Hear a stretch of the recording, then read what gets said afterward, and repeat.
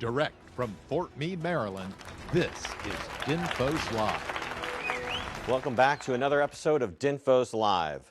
I'm Major David J. Murphy, an instructor here at the Defense Information School. And on this month's episode, we're talking all about the upcoming DINFOS Social Media Forum and closing the loop on the RPI process by talking about implementation. Because we have such a packed agenda, let's get right on with the show. I'd like to welcome our first returning guest, the DINFOS Social Media Training Office Program Manager, Mr. Kwande Hall. Hey, what's up, brother? Hey, not much. How are you? I'm hanging in there. Great, great. Have a seat. Thanks, Kwande, for joining us. Of course, this is not your first time here on the program. You were actually with us on our very first episode of DINFOS Live, where you were talking about social media. And now we have you back on the program, and you're talking about social media again. Imagine that. Now, before we get into what you're going to talk about here today, which is, of course, the Social Media Forum, I want to let everyone, of course, know that they can have their questions be answered by our social media monitor, Sergeant Ben Witten. How you doing, Sergeant Witten? I'm doing great, sir. Very happy to be here and ready to take those questions. All right. Well, welcome back. Glad to have you back. Again, if you have any questions for our panelists, don't hesitate to ask about them in the comments section, and we might just ask your question on the air. Okay, let's talk about the Social Media Forum, shall we? Sure. Well, first and foremost, what is it? Okay. Well, it's DINFOS has a responsibility to train the fleet and field. So it's our opportunity to bring together communication strategists from the DoD, from academia, from across industry to discuss social media strategy development and how we can, better use or utilize these platforms that we're trying to use. Great, great. Well, when is this event happening? So September 14th and 15th, it'll be recorded live or recorded and broadcast live right here at DMA.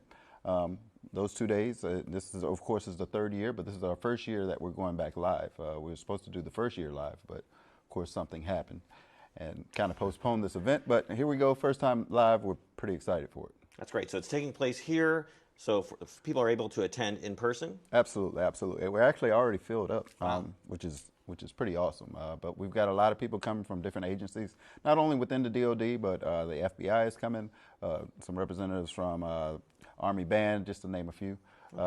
So it'll be a good collection. Should be a good event. Great, great. What are some topics related to the world of social media that you'll be discussing or that your guests will be discussing over those 2 day period? Sure. Just like previous years, we'll be discussing policies and procedures, social media strategy and development, engagement strategies, content creation, things like that.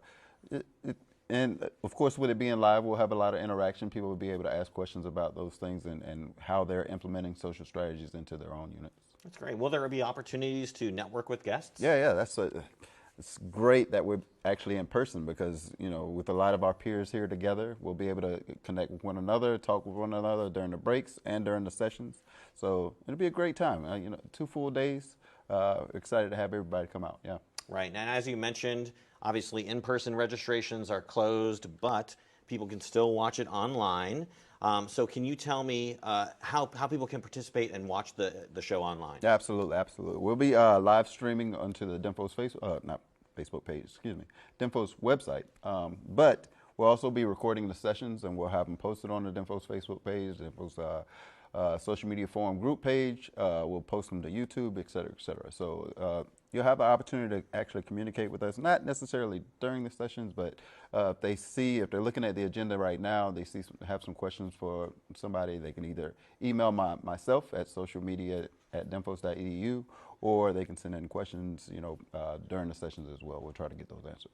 That's great. And so glad that you're able to actually do it in person. Hopefully that'll be the case for all future social media forums, which I'm sure there'll be many, many more in the future. Let's hope so. Is there anything else you'd like to add before we say goodbye to you? No. I'm looking forward to hosting everybody here in the studio. Looking forward to seeing everybody September 14th and 15th right here.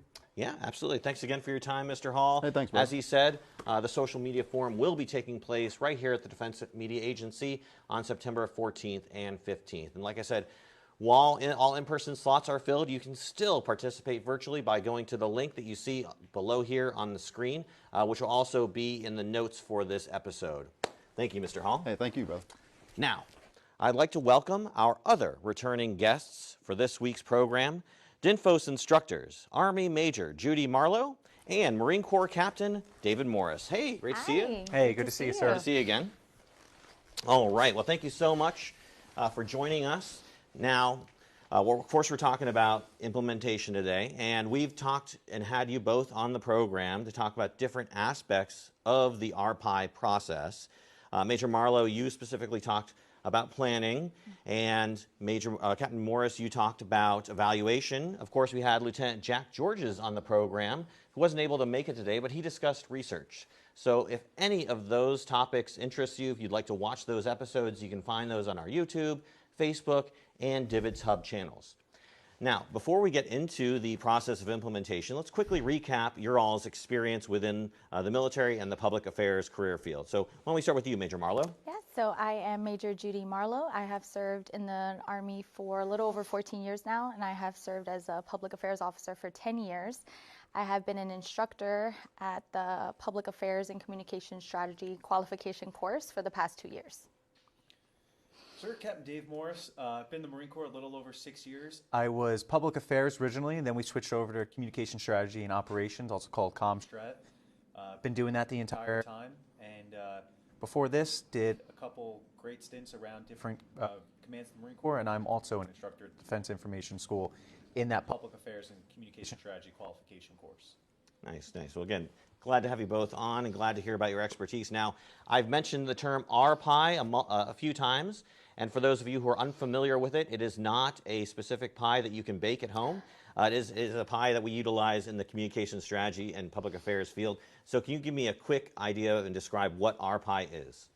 Yeah, absolutely, sir. So the best way I can describe RPI, which again is that research, planning, implementation, and evaluation process, is this is how we plan and execute communication processes in and outside of the DoD in order to accomplish some type of communication end state. It's how we identify problems and opportunities, plan to address them, implement that, and then determine if we were successful or not. That's great. That's great. And of course, we're talking about implementation. That's why we have you both on. So can you describe for me implementation in your own words? Implementation is taking that strategic plan. You did all of this work, the research, the planning, now you're taking it and putting it on paper. You're describing the 5 W's of a tactic. It's not just as simple as a social media post. You're actually explaining all the details surrounding that social media post. That's great. That's great. So what I'd like to know now that we've kind of established what implementation is can you talk to me a little bit about some of the best practices you've seen from implementation plans and also some of the pitfalls that public affairs and ComStrat professionals typically fall into when they're trying to actually develop an implementation strategy?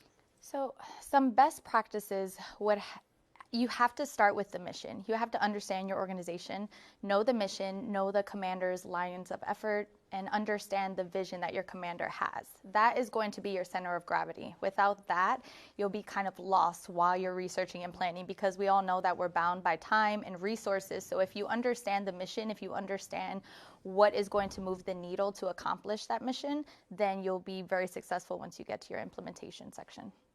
And as far as pitfalls, sir, what I would really say when it comes to developing that implementation plan is it goes back to the entire process. So implementation is one part of the RPI process, and it starts with research. And the biggest pitfall that we generally see is when people don't use the research that they found to actually inform their implementation efforts. So you find out during research that, hey, look, this key public that I want to speak to likes to receive information in person, direct, face-to-face, but then people will build a communication plan or an implementation plan that speaks to them using social media strategy. And that doesn't align with what your research actually told you, so you're almost kind of setting yourself up for failure, or you're not really doing yourself any favors.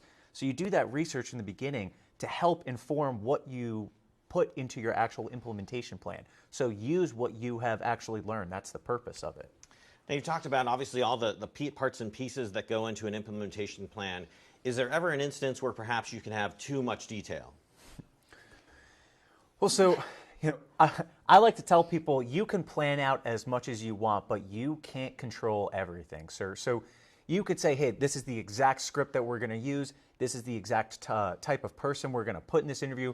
This is the exact length. This is the time that we're going to do this. And that's all great. That's great that you're considering it. But there's always going to be stuff that pops up, right? Maybe someone's got an emergency leave situation, or maybe you find out someone doesn't really have the experience that you want, or they don't exactly understand your intent. So you can put as much detail in you want, but you have to leave that wiggle room so that you can adjust if something doesn't go exactly to the in-depth, specific, detailed plan that you created. Yeah, absolutely. You know, as we're working on developing these plans, are there any tools or processes or websites or anything that can help us develop or implement the actual plan itself? You should absolutely have a calendar, maybe a Gantt chart. These are resources or templates that are available on Pavilion. And those are very important to use. And one thing that I want to state is, and we have to exercise this as communicators, we should understand how our people receive information. So we shouldn't just pick something, a tool, a platform, and say, you will use this. We should talk to our people and say, what is the best way that you receive information so that we're all lockstep when we're executing this plan, we're all on the same page. So if there's a quick change, they know exactly where to go to make sure that they are executing the current plan. And while these tools really help you, like that Gantt chart or that calendar, while they can visually or in any other means like depict the information that you're trying to get across, it also serves another purpose, and that's in that it lays out your entire implementation so that if you can't implement for whatever means, or you have to give it to someone else, or maybe your team is in all different areas, then it makes it very clear and easy to understand. So you can give that implementation plan to somebody else, and then they can execute it, and it doesn't all rely on you, because maybe you're that person that has that emergency leave situation, or you have priorities elsewhere. So it's important that somebody else is able to pick up those efforts with hopefully as little hindrance as possible to the actual execution. You know, and what I think is also good to keep in mind as well when talking about like tools, right, is to know that to not get wrapped up in this new program or this new website or putting everything into a Gantt chart or feeling like you have to do that. Right? You just need to write down what it is. You need to put it down on paper and have it somewhere where someone can access it and understand. Because that's another thing that we talk about too, is like maybe you keep the whole implementation plan in your head, right? No, it has to be something that's written down and executable by somebody else. Can you talk to me a little bit about your personal experience, either developing implementation plans or implementing them yourselves? Yeah, absolutely, sir. So I had a pretty good example just that shows the importance of building wiggle room into your implementation plan. So I researched, planned, and executed a communication plan in the Indo-PACOM area of responsibility a few years back. And so what I wound up doing was sending Marines to 3 different countries. So I sent 3 Marines to 3 different countries. They embedded with our own organic units and our partner nations. And I built this great plan, right? We talked about detail earlier and building a lot of detail. I built this great plan. I gave the Marines good intent, and what I didn't think about was one thing that you wouldn't necessarily think to actually consider: weather, right? So we were there during the rainy season, so it was pouring rain the entire time. Well, while my Marines were accomplishing my intent of going out there, they were getting all this great information, they were feeding the tactics that I was going to build in my implementation plan, what I didn't consider was, you can't use a computer when it's pouring rain outside, or internet access. How does that weather affect the actual internet access with getting those large quantities of data back to the ship for me to conduct the rest of my implementation? And so I really learned there that it's important to be able to adjust and have a backup plan for that type of stuff. Think about it through your head, walk through it in your head. Hey, here's what could possibly go wrong, and here's how it could possibly fix it, almost like a contingency plan. Yeah, when I was a brigade public affairs officer in Germany, I was one of 2 people in my shop, and we had to support 5,000 soldiers all over Europe. And we were convoying from Germany to Poland. And while I was developing the plan, I created some briefing cards for the soldiers, and I prepped some soldiers. But I know that I'm only one of 2, and it's impossible for me to be everywhere at once. And I'm thankful that I did that, and I prepped soldiers, and they at least had that card if I wasn't available, because while we were convoying, we would have to stop for gas or other issues, and media would just swarm our strikers. So I was trying to run up and catch all of the interviews and all of the reporters' name and do my PAO duties. However, if they didn't have those cards, if they didn't know the messages and talking points and had that, if I didn't think about that in advance, we probably would have had some issues in those engagements. Yeah, absolutely. I know when I was actually the chief of public affairs at Keesler Air Force Base, we needed to let people know about this new app that we had developed. So we actually utilized an implementation plan that actually took advantage of almost every single possible tactic you can consider when trying to let people know about something, because we wanted to reach the widest amount of people possible. We had a TV advertising campaign, we had print, we had stand-ins at the base mall, we had even engagements with the media, the local media. So it was a pretty awesome thing, not only to develop and execute and then see the effects of that, right? The evaluation, right? Was it actually working? And it was, and that was really awesome to see that. So, obviously we're public affairs, comm-strat professionals, right? We're on our high tower, whatnot, from the leadership position. But of course, it's really critical that we let our troops know and understand why this implementation plan matters. So how do you convey that importance to the troop on the ground actually executing the plan?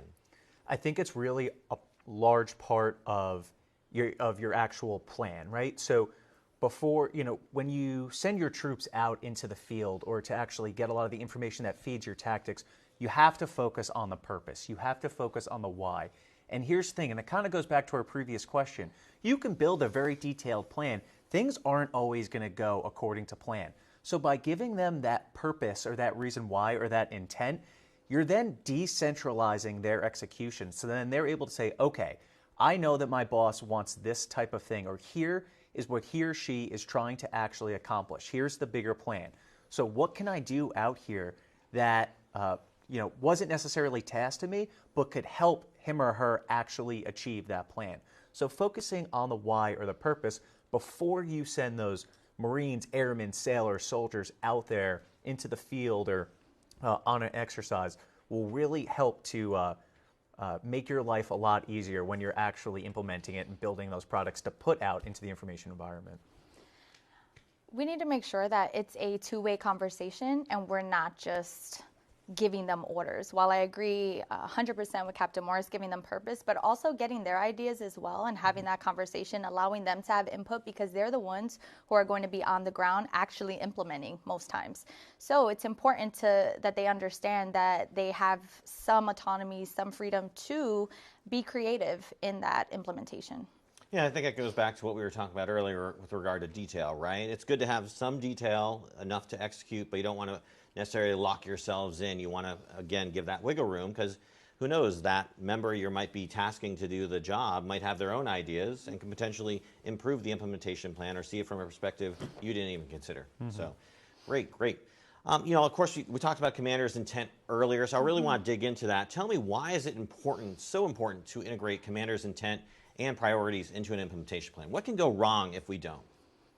Well, one, we're just wasting our efforts, right? Which, who has time or resources to do that? We only have so many hours in a day, so many people on our staff. And if you were like me with one or two people, if you don't know your commander's intent, you don't have that mission, then you're going to be lost and you're going to be doing all these things, following the next trend and not allowing the research to properly guide you, which is going to guarantee mission success. You're a member of the staff, and a lot of times you're not going to have all of the resources that you need to actually implement your plan. Maybe you need just even bodies to help set up for a press conference. Maybe you need someone that has the expertise in a different subject area to work with you. And so if you're part of the staff and you need other people to help you out, that might not necessarily be their priority. But working underneath that commander's end state, their lines of effort, what that does is it provides justification for your efforts. So it allows you to go to someone and say, hey, look, here's why I'm doing the communication plan, right? This is getting toward our commander's line of effort of this or their end state for this. And that helps to generate some staff buy-in to help you implement your plan.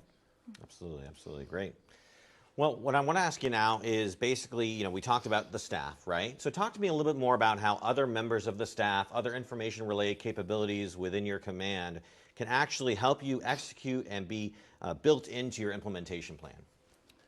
Well, so what I tell everyone, all my students, is that your operations section, your operations officer should be aware of everything that you're doing. And it kind of goes back to what we were just speaking about, where you're not going to have everything that you have a lot of the time, right? Maybe you're that shop of two, maybe you're a shop of one, who knows?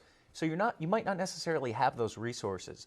So by incorporating that operations officer or that operations section, you're then working with the tasking authority for your command, right? So, hey, look, we need people to do this. We need the command to support this. So if the operations officer, who's supposed to be tracking everything that's going on around the command, if they're aware of what you're doing and the purpose why, and you're keeping them abreast of the situation, then they can help you out in getting other staff members to really support you. And I love to say we are the SME at finding the SME. So sometimes we think that we have to be the spokesperson all the time and we have to be the ones, but if it's the chaplain or other influential leaders in your organization, use them. Because if a message is going to sound more authentic coming from an NCO who is down at the level of the troops rather than just the PAO officer from my desk, then use that. And also be mindful of external resources that you have, such as maybe a mobile public affairs detachment or a public affairs detachment. You can absolutely use those other IRCs that maybe are not even assigned to your organization, as long as you have a plan. I've never had a leader turn me down if I said, sir, ma'am, I need 20 people, only have 2. Here is how I'm going to use them. Can I please request these resources? Yeah, no, absolutely. And I think, you mentioned the chaplain. That's really critically important, especially if you're trying to do anything that relates to like a community engagement strategy, right? It's a little tough to build a community engagement strategy that is just encompassing the public affairs commstrat officer going out into the community, right? There's so many great resources, tools, members, people that we can tap into to can help enhance those strategies. I'm hearing, though, that we have a question from social media. So let me throw it over to Sergeant Witten. What do you got for us? We have a question from Preston. He is asking if there's ever a point during the implementation process where you might have to take a step back and go back to a previous step. Oh, okay. So thank you for the question, and I would say yes, absolutely, right? That's something that could definitely come up. So this is where it's important to really always be scanning the environment and to constantly be, if you listen to my evaluation aspect of this, evaluation is continuous. It's something you're doing all the time. So we teach students course correction. So by constantly evaluating your plan while you're implementing it, at certain points, you set up those points to look at what you're actually doing. And you might say, ooh, I'm not actually achieving what I want to achieve, or I'm not where I want to be at. Let me go back a couple steps, reevaluate what I'm doing. Maybe I have to do a couple more tactics. Maybe I have to switch things up. Let me see what's going on. So yeah, it's definitely a possibility, and it's something you should always be looking at while you implement. Yeah, and we definitely recommend that in your implementation plan, when you're creating that calendar or however you're sharing that information, that you're putting on the calendar, we will evaluate and what that actually looks like. What are you using? What are the analytics? How are you sourcing this data to use that to see if maybe you do need to course correct or you just continue mission? Absolutely, and I think one of the ways that we do that is through environmental scanning, right? So it's not just a simple set and forget when we develop an implementation plan. We're constantly looking at it. So talk to me about why that's so critically important. You kind of touched on it, but just go into a little bit more detail. Well, so you fight for resources, and you're implementing, and you're putting all your time and effort and possibly a lot of money into something. Well, what if you're not meeting the mark, right? What if you're not being successful? If you don't constantly monitor the information environment, you might only discover that you're not successful at the end of your plan, and now it's too late. Maybe you hit that deadline and you can't go back. But if you're monitoring and you see something's wrong a little earlier on, you still have time to adjust and hopefully meet your objectives or your end state. And the world doesn't stop just because we're implementing our perfect plan, right? There are other things that are happening in the environment. So if we're not constantly environmentally scanning, we risk that something is happening and maybe a potential crisis or other issue for our organization because we're so focused on our plan. So it's crucial to make sure that you're continuously doing that even when you're implementing. So if we discover that our plan isn't working, right, is there an appropriate time that we should take that we can actually change it? Is there a time we should consider to change it? Or when should we change it? So you don't want to change it too early, right? You know, if you're launching an entire social media campaign over a 12-month period, and you're one tweet into it or you're one Facebook post into it, and you're like, oh man, like this isn't really working. I think it's a little too early. What I would recommend is either work in halves or in quarters, right? So if you have a year-long plan, maybe halfway through you look to see where you're at, or every 3 months, so about 25%, 50%, 75% of the way through. That gives you manageable blocks to where you're not changing too early, but you're ultimately making that call where you can still make the adjustment in time.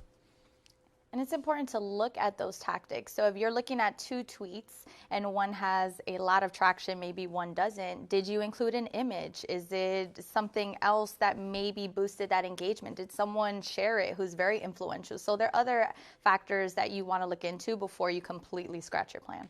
And when changing it, I mean, it's probably, you're not just completely scrapping. Sometimes it's adjusting, Yeah. sometimes it's full-on scrapping, right? Yeah, and it kind of is what Major Marlowe is saying. Maybe you're finding out that you don't need to change the entire plan, but maybe from now on you say, wow, okay, these posts with pictures really work, so we're just going to include pictures in the rest of them, or this amount of hashtags, or posting at this time of the day. That all could potentially make a difference. Absolutely. Okay, great. Well, let's go back to Sergeant Whitney's got another question from the world of social media for us. Let's go. Indeed we do. We have a question from Amanda. She is asking, the phrase environmental scanning gets used occasionally, but what are some of the practical steps of that step? Okay. What goes into environmental scanning?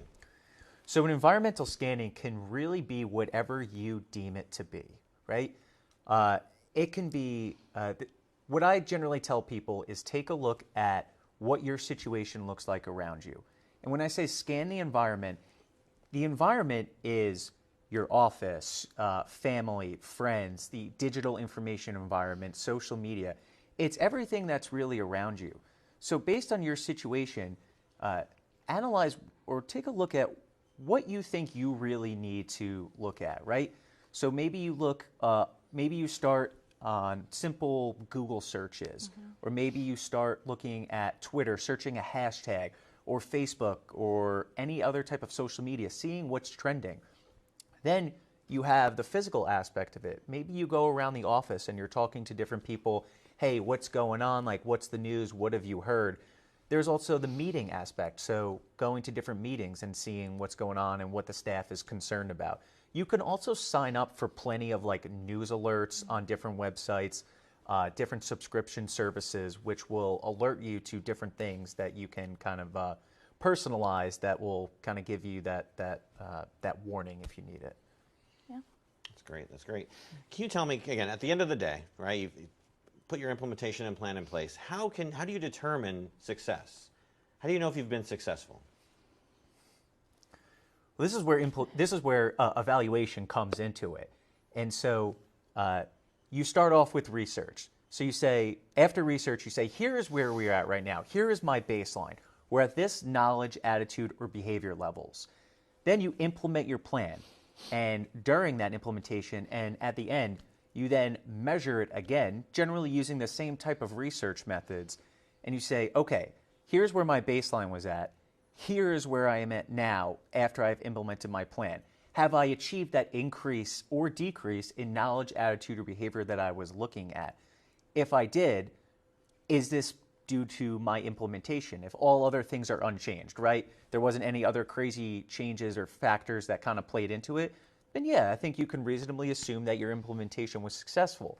If you weren't successful in that, then okay, understand what went wrong.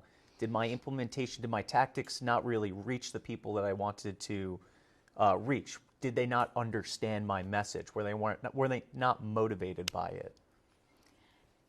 I think looking at what you were trying to achieve, and just because you didn't achieve that, it doesn't mean that it wasn't successful. But did it move the needle in that direction? So maybe you didn't change 100% of the attitude, right? Knowledge, attitude, behavior, but are you in the right direction? That if you just had a little bit more time to continue implementing, that it will eventually get there. Yeah, if you're on the right path, maybe you just need a little bit longer, right? Exactly. Maybe it's a good plan, just need an extra 6 months or something, right? And that's what we tell people too. generally you're not going to change like 100% of people's knowledge or 100% of people's behaviors. You're typically looking for those marginal changes and then maybe over time you increase them. You look at what's working and what's not. Absolutely, absolutely. Well, again, thank you so much for taking time out to be on the show today. Is there anything else you'd like to add before we say goodbye to you? I would just like to say implementation is driven by your research. The more and better and more in-depth research that you can do, the easier your implementation is going to be and the higher likelihood of success that you'll have. Make sure you're not married to the plan. I know that you put so much effort, so much work, but if it's not working, adjust and make sure that you're talking to your people constantly. Sometimes we're so focused on externally communicating that we forget about our folks in our shop. So remember them and to include them in your planning. That's a good point. Be willing to let go of that idea if it's not working. Yeah. Absolutely. Great point. Well, that's our show for this month. It was quite a packed agenda, I think. But remember, if you would rather listen to these shows instead of watching them, you can download the show as a podcast. Just go to your podcatcher of choice and search for DINFOS Live. Make sure to subscribe, okay? Well, thanks again to our guests for taking their time out to share their expertise. I also want to say thank you for tuning in. Be sure to comment, subscribe, and share the show with all your friends or anyone you think might be interested in this type of content. Join us next month on September 28th when we'll be discussing podcasting and how to develop and execute a great podcasting program. All right, thank you so much for your time, and thank you all for watching. See you next month, everybody. Thank you.